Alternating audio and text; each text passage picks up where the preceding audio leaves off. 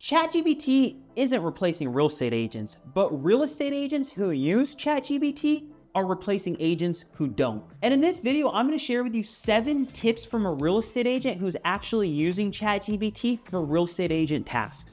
Number 1 is give context, not commands. ChatGPT is great to do simple things like writing listing descriptions or writing social media captions, but the reality is the more context we can give it, the better the results are. If I was going to have ChatGPT write me a caption for an Instagram post, one of the first things that I would tell it is who my audience is. Specifically, my audience is generally men 35 and above who are real estate agents. I want ChatGPT to know who I am talking to when it's writing a caption. So what I would encourage you to do is head to your Instagram analytics, look to see who is the largest group in your audience, and begin telling ChatGPT to curate the content for that audience specifically. Tip number 2 is iterate. Never accept first drafts. From my experience, ChatGPT gives us a great place to start, but very rarely is the first thing it spits out what I want to use. Anytime it gives me the first draft of something, I ask it for an iteration. An example of an iteration could be, make this paragraph punchier, make this shorter, make this caption more humorous. Do not accept the first draft of what ChatGPT will give you, but instead ask it for a different version or iteration after giving it some feedback. Tip number 3 is to leverage AI for frameworks, not just copy. Let me explain that to you. A lot of us are still using AI 101 by just having it write things for us.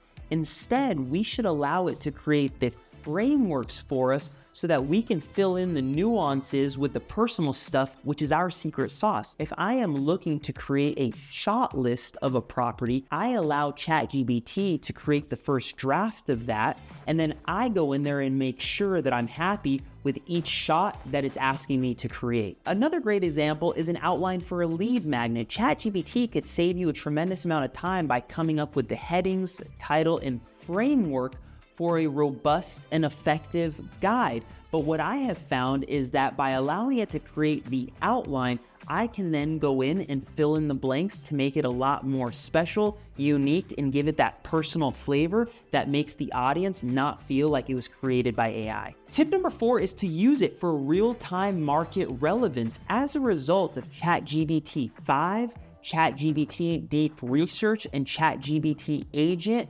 now more than ever before can ChatGPT get you real-time information. An example could be, pull the latest news articles that talk about the jobs report, pull the latest real estate reports from reputable sources that talk about prices, interest rates, and inventory. A lot of the time we were spending on Google doing research can now be done by ChatGPT, and with these most recent upgrades, it's giving us a lot more accurate information, leaving us very little to have to correct after the fact. Tip number 5 is to repurpose my content across platforms. I got this idea from Tessabella and I've totally ran with it since. Anytime I come up with a social media idea, for example, I ask ChatGPT to help me iterate it into a blog post. I ask it to create it into an email, into a video hook. The point that I'm trying to make is to lean on ChatGPT once you have one good idea to extrapolate on it so that you can create that piece of content optimized